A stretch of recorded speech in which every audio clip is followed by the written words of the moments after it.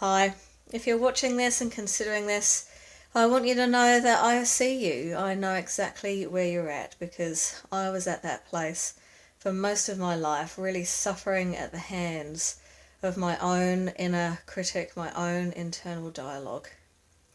And it wasn't until I did my NLP training in 2005 that I even realized that there was such a thing as internal dialogue, as self-talk. Up until that point, when the grand old age of 27, I thought that inner voice was just me. There was no separation. I thought it was who I was. And once I'd learned about it, I could look back on a very, very, very specific time when I was sitting at my desk and I was new in the country, nearly heartbroken, and sitting there with this tape just playing and listening to it and remembering how that felt. You're ugly. You caused this. This is your fault. You'll never get any better. This is all you're going to be able to get. You're stupid. You deserve this. And it wasn't just critical. It was cruel. And I was sitting there just listening to it and believing every single thing it said to me. And of course, once I'd learned what was actually going on in the brain and what internal dialogue actually was, I was able to learn a lot of really, really cool techniques to manage it. And I never would have done the things that I did back in 2006, 2007, 2008. When I was starting up my business, I built my business through public speaking, became successful very quickly. And so I still put myself out there and I had those skills to be able to do that. And yet, I still suffered. So I could only ever keep that critical dialogue at bay. And it still caused me a lot of anxieties. I had a lot of anxieties about my performance, about public speaking.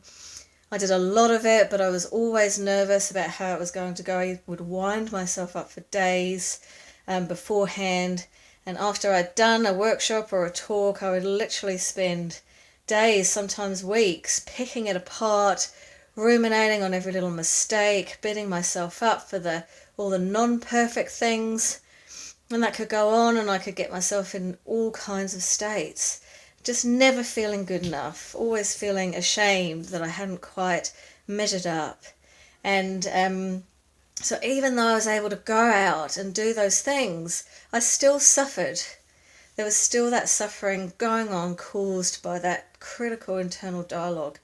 And it wasn't until 3 years ago, and this is while I'd been in practice for 10 years, that I was able to hear a piece of neuroscience and connect the dots with that and some other really key things that I knew and concepts that I used in my coaching practice to get results. And I was able to put that together and make this process almost by accident. It was just a conspiring of events. And I started using it on myself, and I was just amazed at the difference that it could make.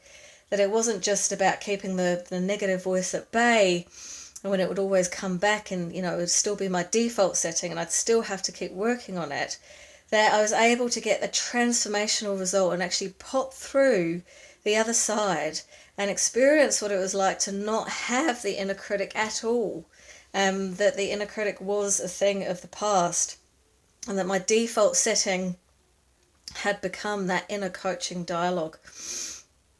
And it's kind of weird to explain this popping through and coming on the other side, but it was a revelation to me. And the things that I've been able to do as a result of that have been amazing for me. And so I obviously tested it on myself, worked it out, started teaching it to pretty much every single one-to-one client I've had since then. I've taught it to businesses for their staff to increase confidence. I've taught it to groups of coaches. And I've really, really tried and tested it. And I can honestly say that if you do the work and if you practice it, it is foolproof, like it will work for you.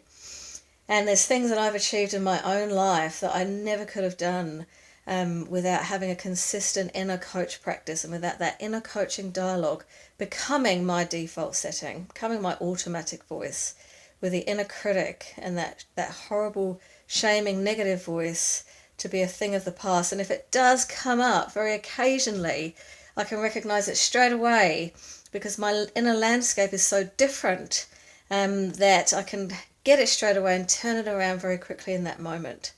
And that's what I teach people to do. And I've achieved things in my business I never would have been able to do, and got out of my comfort zone and put myself out there, and including being able to teach this. I never could have done that before. And it's not just the achievement side of things, but it's the way that I feel that, I'm not scared of making mistakes anymore. I'm not worried about what people think. I'm not worried about not being good enough. I feel happy in my own skin, and I support myself 100%. And all of the benefits, happiness, contentment, quality of life, they're all there for the taking. And I really, really hope that you join me on this journey as well.